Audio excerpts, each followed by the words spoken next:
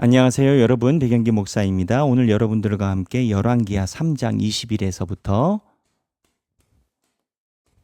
3장 21에서부터 27절까지 살펴보겠습니다. 자, 오늘 스토리는 아주 특이한 스토리입니다. 지난번에 어떠한 일이 있었죠? 에돔 왕, 유다 왕, 이스라엘 왕이 연합군으로 모압을 치러 갔습니다. 지도를 다시 한번 볼까요? 이렇게 이스라엘 왕, 유다 왕, 그 다음에 에돔 왕이 이제 모압을 치러 갔습니다. 그러는 과정에 7일 동안 비가 내리지 않아서 군마가 다 죽을 것 같은 상황에서 여호사밧이 하나님의 선지자께 묻자라고 해가지고 엘리사가 와서 여호사밧의 얼굴을 보고 하나님께서 도와주실 것이다 해가지고 물을 다 차게 해주셨죠. 그리고 여기에서 끝나는 게 아니라 하나님께서 승리까지 약속을 해주셨습니다. 지난번에 읽었던 본문에 의하면 3장 19절에 당신들이 모든 견고한 성읍과 뚜두두해서 다 헐리이다 라고 얘기를 했어요. 이건 하나님이 승리를 주신다라는 거예요. 그런데 오늘 본문에서 승리를 하였다고 얘기하기 어려운 애매한 상황이 됩니다. 지난번에 우리 묵상할 때 했었던 묵상의 포인트가 뭐였죠? 애매한 신앙이었죠. 근데 나중에 애매한 상황이 돼요.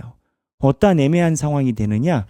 그모스 신을 이 모압이 섬기고 있었습니다. 그모스 신이라는 이방 신인데 이 그모스 신을 향한 가장 큰 결계가 뭐였냐면 자기의 아들을 산채로 죽이는 겁니다. 아버지가 아들을 죽이는 거예요. 여러분, 이게 인륜으로 가능하겠습니까? 그 이방신이라는 게 그래요. 이방신이라는 게 그들이 가지고 있는 체계와 그들이 가지고 있는 이방신을 섬기는 그런 루틴이 일반적인 사람이 생각할 때는 할 수 없는 그러한 모습을 가지고 있어요. 자기 아들을 산채로 신에게 바치는 게 가장 최고의 제사인 건데 이 모압 왕이 궁지에 몰리니까 산에 올라가서 자기의 용병 척구병들 용장들을 옆에다 두고 그모스 신에게 자기 아들을 죽여서 제사를 바칩니다. 이거를 보고 사람들이 퇴각을 합니다. 이거에 대해서는 다양한 이야기와 왜 이렇게 됐느냐라는 것에 대해서 신학자들이 무수하게 연구를 했었던 부분입니다. 그러나 그 연구의 각도에 상관없이 오늘 우리가 묵상해서 봐야 되는 포인트는 딱 하나입니다. 뭐냐? 바로 하나님이 주신 승리를 포기한 이스라엘입니다. 이유는 여러 가지가 있을 수 있어요. 그런데 성경은 이거를 이야기를 해요. 하나님이 승리를 줬는데 이스라엘이 퇴각했어요. 밀려서 퇴각한 것도 아니에요. 그 그모스 신 제사하는 거 보고 퇴각했어요.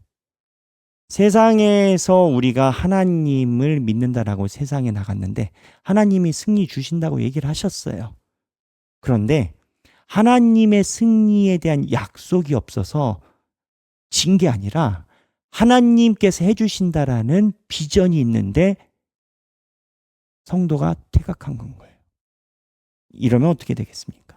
근데 이게 우리 삶으로 가져오면 이렇게 이야기하면 얘기할 것이 참 많아요. 하나님은 우리에게 하나님의 자녀로 살아갈 때 권세와 하나님이 주시는 승리를 주시겠다라고 성경에는 수없이 많이 기록이 되어 있어요. 우리는 그 성경을 읽을 수 있는 축복의 시대예요. 그러면 이거를 가져가지 못하는 게 하나님입니까? 우리입니까? 내가 성도로 살아갈 때 하나님은 우리에게 미리 얘기를 주셨어요.